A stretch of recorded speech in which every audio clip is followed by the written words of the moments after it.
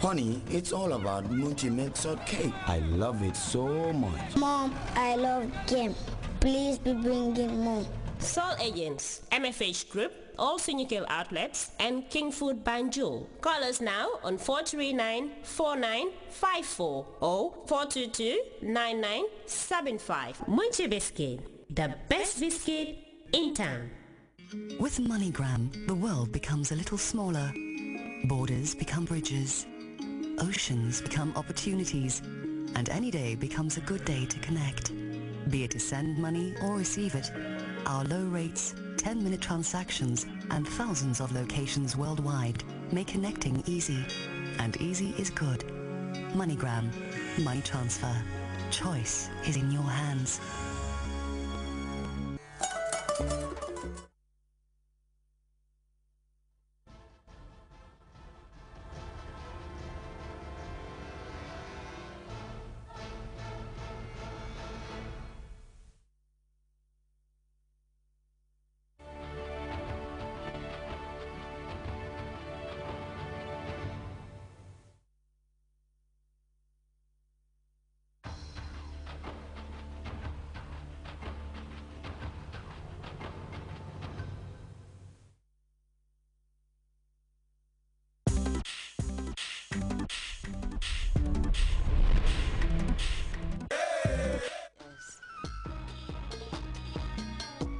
From hard news. I want to direct this question to the FAO. The Human Interest Weekend Spectrum is the program that spices up your weekend with news, breaking events in and outside the Gambia. Meet the people who inspire others to think and change the world.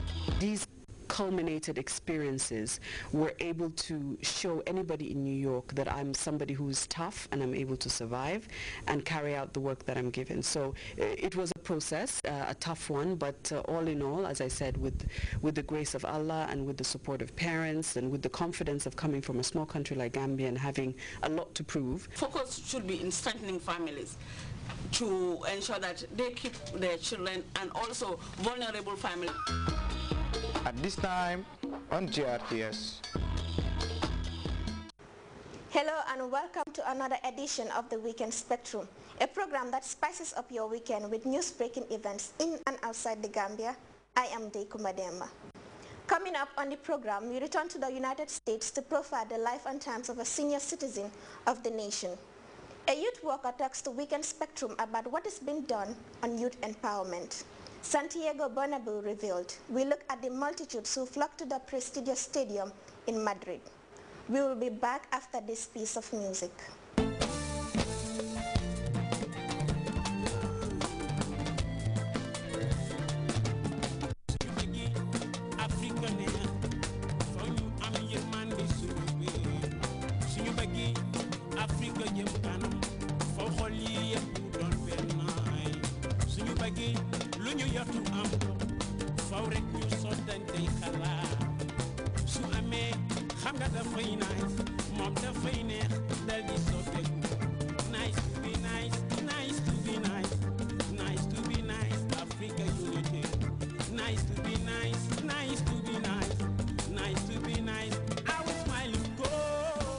Thanks for joining us.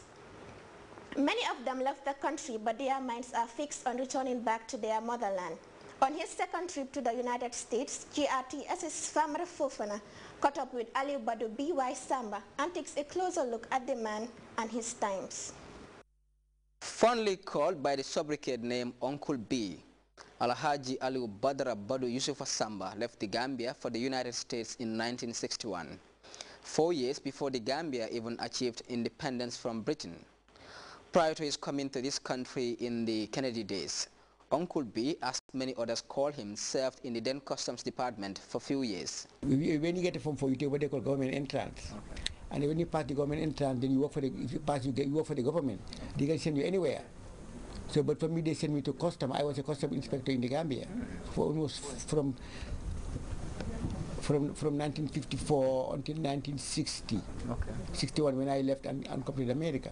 This man, who claims to be the oldest Gambian today resident in the U.S., attended the then Methodist Boys High School in Banjul. His story is an interesting one. Uncle B said at a tender age he relocated to Senegal with his mom, who got married to a Senegalese man after the demise of his father. Life there, I understand, was never a bed of roses for someone who is now a senior citizen in America. So I was so young. I was only about maybe 13, 14 years old, you know. So I went there, and then my mother was packing my thing, and she was crying. I said, yeah, mom, what are you crying? Yeah, mom, what are you crying? And she said, your stepfather wants you to go to school, go to Arabic school. I said, well, you don't have to cry for that. He said, I don't know, but the way he was saying it, I didn't like it. Whilst in Senegal, Uncle B tested one of those hard ways of life by serving as an almood at the same time seeking Quranic knowledge. I went there late at night. I carried my bag with all my clothes and everything. And I went there and they said, Badu, toggle. You know, Badu, toggle for me, talk. You know. And then they took me to one room, took me to bed, and the rock, you sleep on the floor and everything. And then in the morning, then he gave me a little bowl, and then he said, you go around the houses, you go, you beg, and they give you food, and they don't eat it, don't touch it, bring it to me. So you, at night or the lunch time, you go, they put the same bowl, they put benachin, the same bowl, they put damoda, they put chere, they put everything, the same bowl. You know, then you don't touch it, you don't eat it, you bring it to him. So when you come, you give it to him, and then he, what they call lemu, he lemu, like that.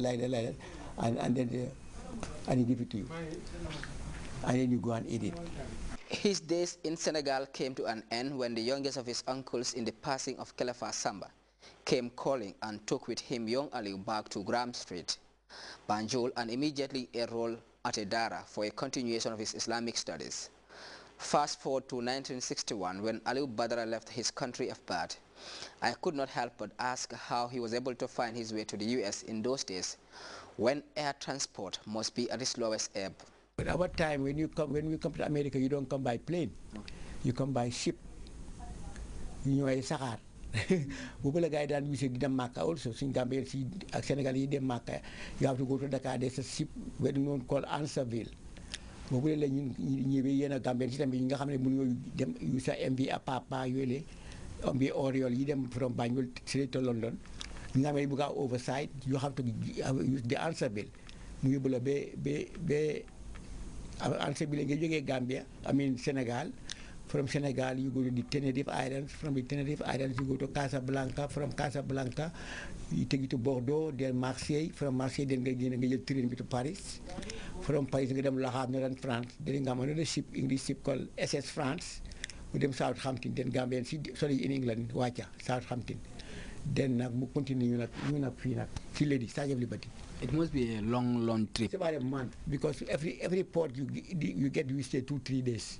You see, we don't just go and they empty luggages. I mean, merchandise and pick something, pick people, drop people. You know, that's why every town we go, we spend 3 days, 4 days, and then then we continue. Uncle B, upon the completion of his political science studies, worked for Wall Street as a stockbroker, and after 20 years of service there, called it quits and took up work at the Gambia's diplomatic mission to the United Nations. There and then, he worked first as a driver and is now the administrative attaché. That time, Usman Saleh was our ambassador here. So then, they needed my help. Okay. So then I had to leave my job at Wall Street, so I kept running every day to come and help them here. Okay. In the office. That time the office was down on Ghana House in 47th Street. Okay. Before we joined the Commonwealth here. Okay. You know, ever since now I've been with the Gambia. I did everything. I drove for the ambassador. I took kids to parties, Gambian to parties. I represented Gambia everywhere in the United States and Canada. Okay. I'm responsible for helping Gambians. I help the Gambians here. And then some of the Gambians who have problems with immigration, I help them. You know, some of them like they don't want to be deported. Okay. I will go to the judge.